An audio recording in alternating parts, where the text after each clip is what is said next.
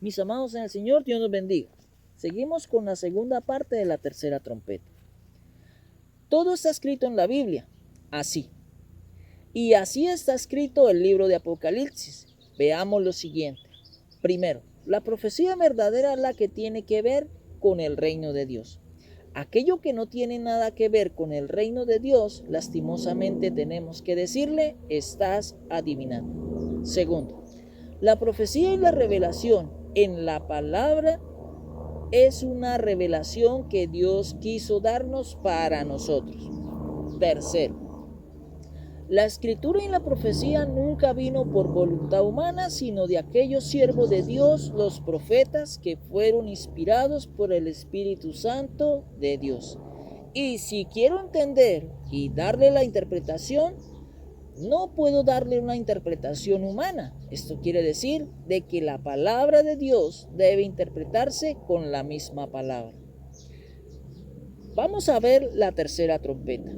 ¿Quiénes fueron los mensajeros? Lo fueron los profetas. ¿Cuál fue el mensaje? Las profecías.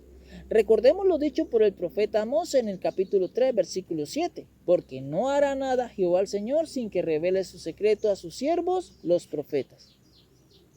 Así que el tercer anuncio de la tercera trompeta tiene que ver de los mensajeros. ¿Quiénes fueron? Los profetas.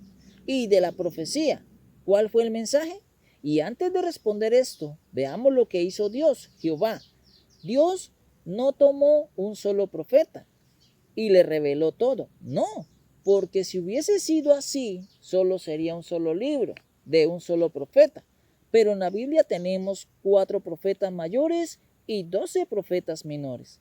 Además tenemos el libro de los Hechos, tenemos las 14 cartas paulinas, tenemos las 7 cartas pastorales, tenemos los evangelios, tenemos los libros históricos, los libros poéticos y tenemos el libro de Apocalipsis. Y en conformidad con lo que hemos dicho, la ley de Moisés, Dios no necesitó un solo testigo, sino necesitó de muchos testigos. Para que su testimonio fuera confiable, Dios escogió a muchos profetas y Pablo dice el por qué. A cada profeta se le dio una parte de una profecía. Veamos a Isaías capítulo 7, versículo 14. Se le dio la profecía de que el Mesías nacería de una mujer virgen.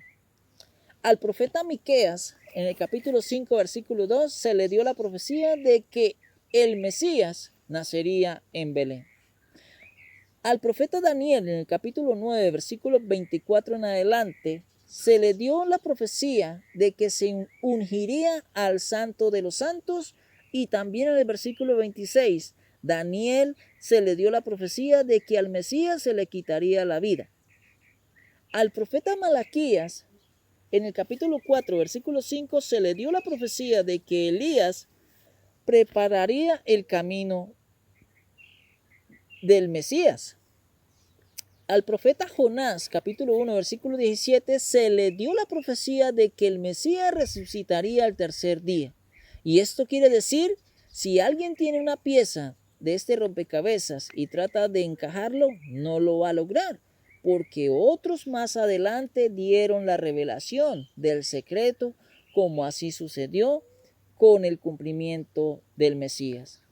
En los evangelios de lo que habían dicho tiempo atrás se cumplió.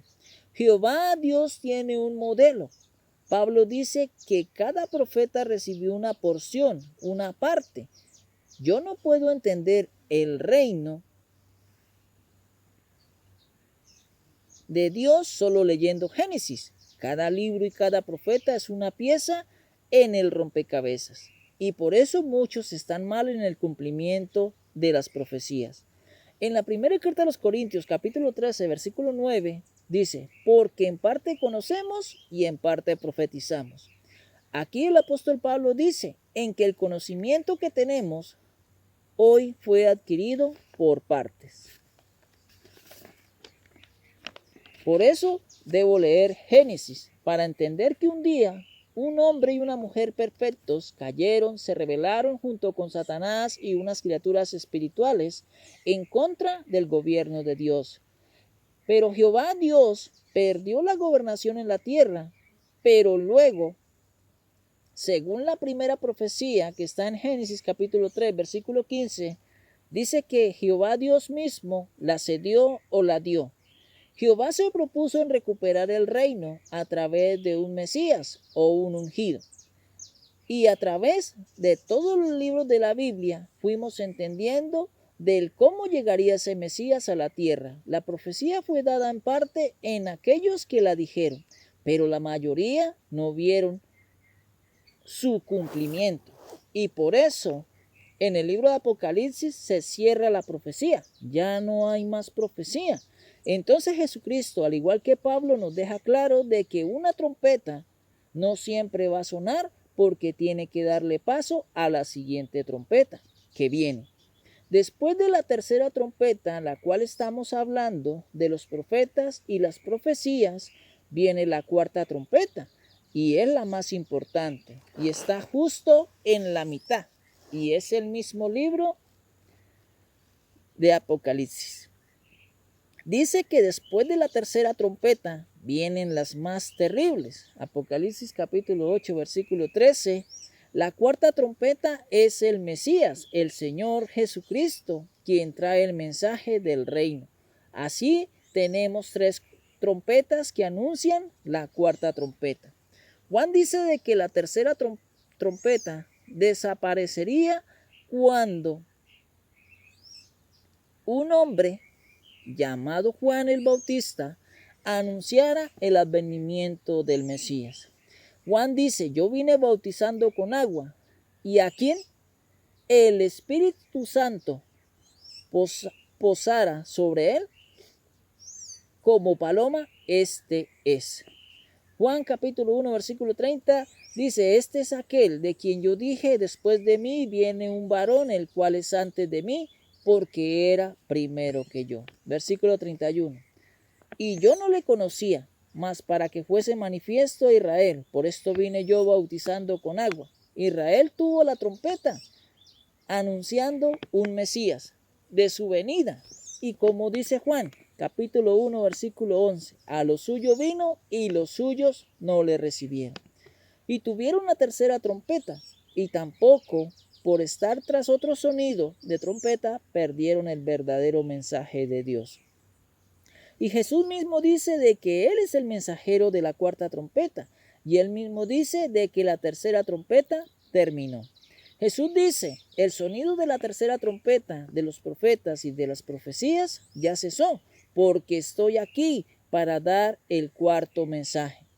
Y en el Evangelio de Lucas, capítulo 16, versículo 16, dice, la ley y los profetas eran hasta Juan.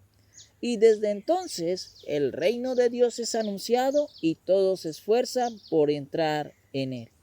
Así entendemos de que está a las puertas, de que Jesucristo vendrá por segunda vez, recuperará el reino y se lo devolverá a su Padre restaurado. Pero pasan dos cosas, ya no estamos bajo la ley, sino estamos bajo la gracia. Qué bonito. Qué bonito es escudriñar la palabra de Dios y entender el mensaje con la interpretación correcta. Así, mis amados en el Señor, les invito a visitar mi página de YouTube, La Restauración del Reino de Dios en la Tierra, para que puedas adquirir todo este conocimiento y si puedes colaborar y compartir para que a otros les llegue este mensaje, el Señor Todopoderoso les bendecirá en gran manera. Que la palabra de Dios corra y sea glorificada.